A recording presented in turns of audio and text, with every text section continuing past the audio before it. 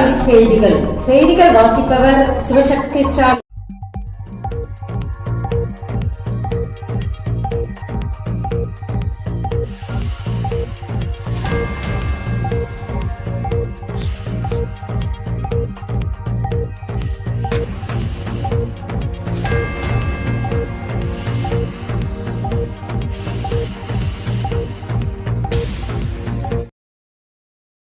NEET JEE பயிற்சிக்கான வழிகாட்டு நெறிமுறைகள் வெளியீடு.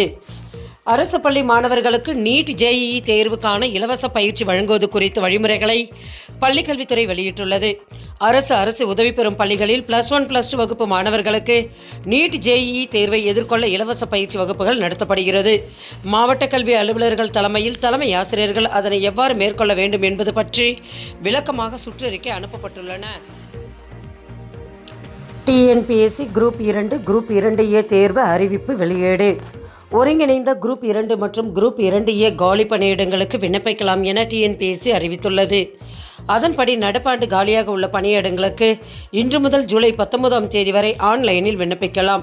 கட்டணம் செலுத்த ஜூலை 19 கடைசி. எழுத்துத் தேர்வு செப்டம்பர் 14ஆம் தேதி நடைபெறும். மேலும் விவரங்களுக்கு www.tnpsc.government.in என்ற இணையதளத்தை பார்க்கலாம். விமானத்துறையில் பெண்களுக்கான வேலைவாய்ப்பு விண்ணப்பங்கள் வரவேற்பு. விமான போக்குவரத்து துறையில் பெண் ஊழியர்களின் பிரதிநிதித்துவத்தை அதிகரிக்க வேண்டும் என டிஜிசிஏ அறிவுறுத்தி உள்ளது. விமானத்துறையில் 2025ஆம் ஆண்டுக்குள் 25% பெண்களை பணியில் அமர்த்த சிவில் விமான அமைச்சகம் திட்டமிட்டுள்ளது. அதன் அடிப்படையில் பாலின சமத்துவத்தை கடைபிடிக்கும்படி விமான நிறுவனங்களுக்கு சிவில் விமான போக்குவரத்து ஒழுங்குமுறை இயக்குநரகம் சுற்றறிக்கை அனுப்பியுள்ளது. இந்திய மாணவர்களுக்கு கிரீன் கார்டு. அதிபர் ட்ரம்ப் அறிவிப்பு. அமெரிக்காவில் வருகிற நவம்பர் மாதம் அதிபர் தேர்தல் நடைபெறவுள்ளது. இந்நிலையில் அமெரிக்காவில் பட்டம் பெறும் இந்திய சீன மாணவர்களுக்கு நிரந்தர குடியுரிமைக்கான கிரீன் கார்டு வழங்கப்படும் என குடியரசுக் கட்சியின் அதிபர் வேட்பாளர் டொனால்டு ட்ரம்ப் உறுதியளித்துள்ளார். மேலும் இந்த நடவடிக்கையின் மூலம் திறமையான மாணவர்கள் அமெரிக்காவிலிருந்து வெளியேறுவதை தடுக்க முடியும் எனவும் தெரிவித்துள்ளார். விமானப்படையில் சேர அரிய வாய்ப்பு.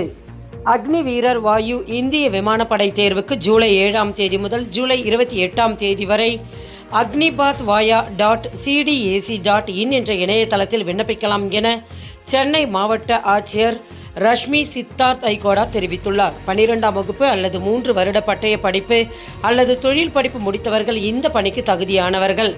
20 வயதுக்குட்பட்ட மாணவ மாணவிகள் இப்பணிக்கு விண்ணப்பிக்க முடியும் என தெரிவித்துள்ளார். செய்திகள் நிறைவடைந்தன. வணக்கம்.